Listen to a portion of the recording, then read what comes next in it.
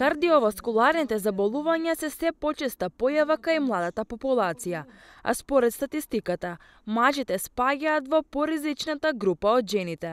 Покачениот крвен притисок, зголеменото ниво на масти и шеќери во крвта, цигарите, алкохолот, стресот и генетиката се главните причинители за инфаркт. Од нив лекарите велат дека најголем импакт имаат цигарите. Се смета дека кај жените 38% од смртноста припаѓа на кардиоваскуларните заболувања, а кај мажите 44%. Така да тој процент е во глобала се уште голем, тој е таа генерална бројка, а кај младите пациенти таа бројка значително се зголемува, особено во Македонија каде што животниот стил е малку полош.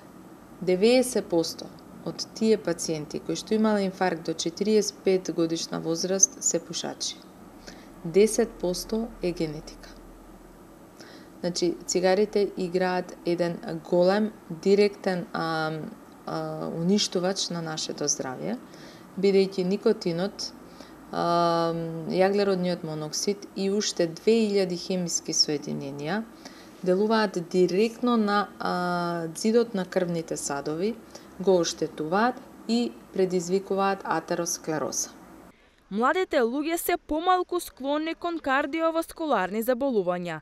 Е се помалку точна теза, со оглед на стресниот и брз начин на живот, велат лекарите.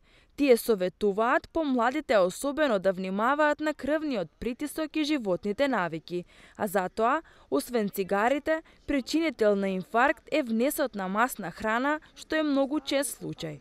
Не важи веќе правилото млад сум здрав сум. Напротив, сега имаме многу почесто да младите луѓе се поболни од здравите, од возрастните. Секогаш треба да се внимава на притисокот. Нормален крвен притисок е под 120 со 80, тоа е оптимален. Од 120 до 130 е нормален, меѓутоа од 130 до 139 е висок нормален крвен притисок и веќе висок крвен притисок или артериска хипертензија од 140 со 90 па нагоре. И секогаш превенцијата е повторно подобра отколку третманот. Намален внес на мрсна храна, скара, како многу чест причинител кај луѓето. Кафаните, за жал, убаво, меѓутоа знае да биде со многу нездрава храна. Во Македонија, за жал, таа здравствена култура е на многу ниско ниво. И тоа што го јадеме е препржено, пресолено, неквалитетно. И сето тоа влијае на нашиот организам.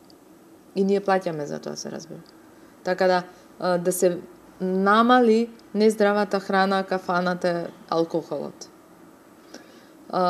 Многу честа причина за зголемени масноти и за мастена јетра. Стегање и жарање во градите е најчестиот симптом кој е предзнак за инфаркт, а доколку истиот трае повеќе од 20 минути, неопходно е интервенирање со цел спречување на несакани последици. Сепак, лекарите укажуваат на тоа дека не секогаш овие лица се со претходно детектиран ризик фактор.